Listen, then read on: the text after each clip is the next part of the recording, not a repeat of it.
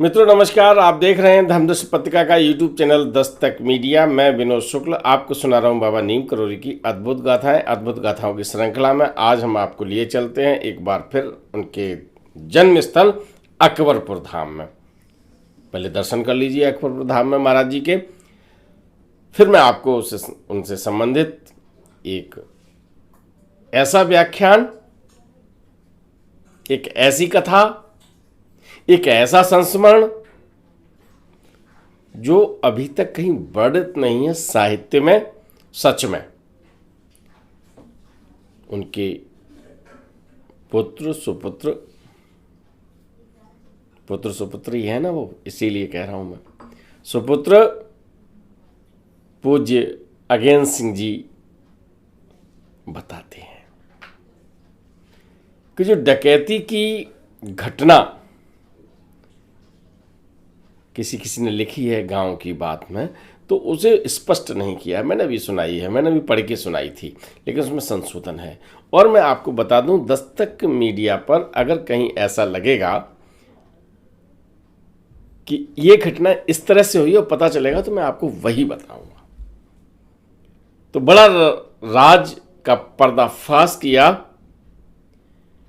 महाराज जी जब 8 वर्ष के थे, 8 वर्ष जानते हो ना, 8 वर्ष के जब थे तब उन्होंने अपने एक दिन शाम को अपने पिताजी से कहा कि आज घर में डकैती पड़ेगी। आप ध्यान से सुनते जाइएगा। इसके इस संस्मरण के बाद मैं आपको और कुछ बात बताऊंगा इससे संबंधित, इसलिए मैं आपसे आज कह रहा हूं। अभी तक मैंने किसी वीडियो में कभी नहीं कहा कि आप ध्यान से सुनिएगा, लेकिन ध्यान से सुनते हैं, मैं ये नहीं करा, लेकिन ध्यान से इसलिए सुनिए कि उन्होंने कहा कि आज घर में डकैती पड़ेगी।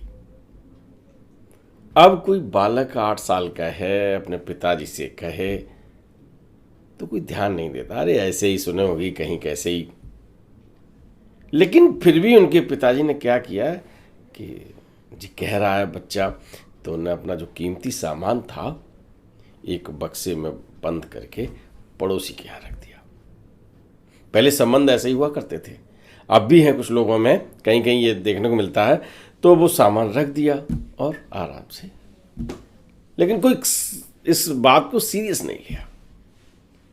हुआ क्या, जो रात गहराई डकैत गांव में प्रवेश कर गए और धावा बोल दिया इन्हीं के घर पर। चित्र में आज मंदिर है, इसमें निवास था पहले, या धावा बोल दिया। माता और पिता दोनों कंट्रोल में ले लिए। क्या होता है जब डकैती बदमाशी होती है, तो उस समय कुछ पहरे पे लग गए बदमाश, कुछ लोग धन ढूंढने में लग गए घर में, और कुछ लोग पूछताछ में लग गए।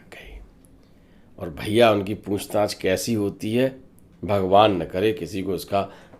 अब तो अलग तरह की डकैतियाँ होती हैं, कैसी भाई, बैंक अकाउंट और भी सब अपराध होते हैं, पता नहीं इंसान कहाँ भटक जाता है। खैर आप आइए। तो पहले जो डकैती होती थी तो चारों तरफ से घेर लिया गया, गांव में घर जिनके यहाँ डालनी है वो कर लिए, और पूछताछ जब होती तो भैया बड़ी पिटाई करते हैं।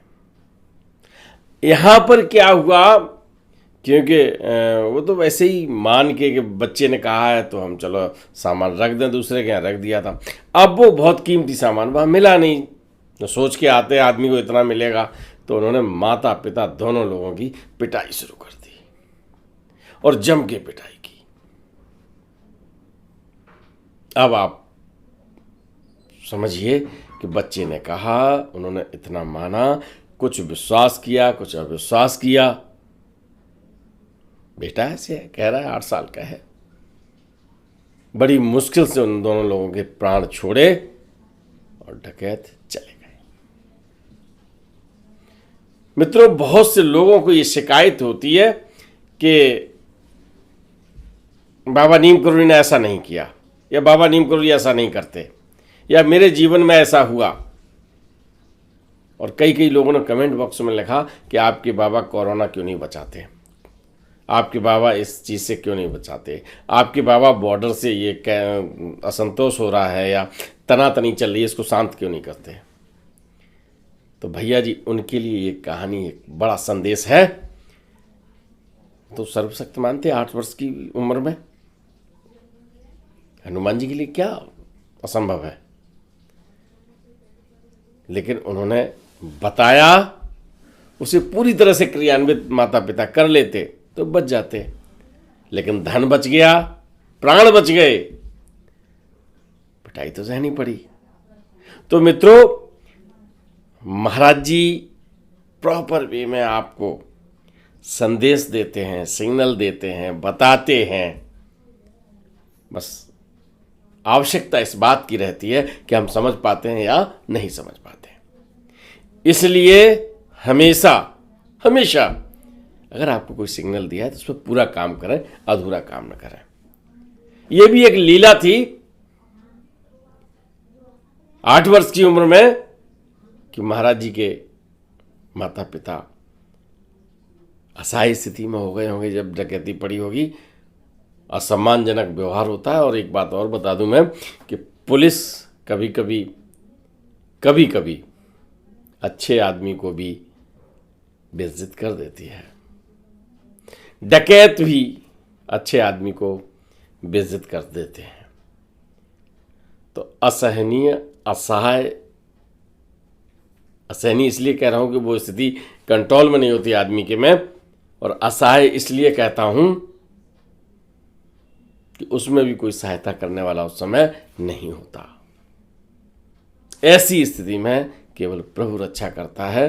तो प्रभु को समर्पित ये अंक उन लोगों को विशेष तौर से याद करके मैं उनसे कहना चाहूँगा, बल्कि मैं ये कहूँगा कि ये उन लोगों को अंक समर्पित कर रहा हूँ भगवान राम, ये अंक उन लोगों को समर्पित कर रहा हूँ जिन्हें शिकायत रहती है महाराज जी के प्रति कि वो ये नहीं करते, वो नहीं करते, करते तो वो सब कुछ हैं, बस उसको क्रियान्वित करने में जो सिग्नल मिलते हैं, जो संदेश मिलता है, हम ही गलती करते हैं कहीं ना कहीं।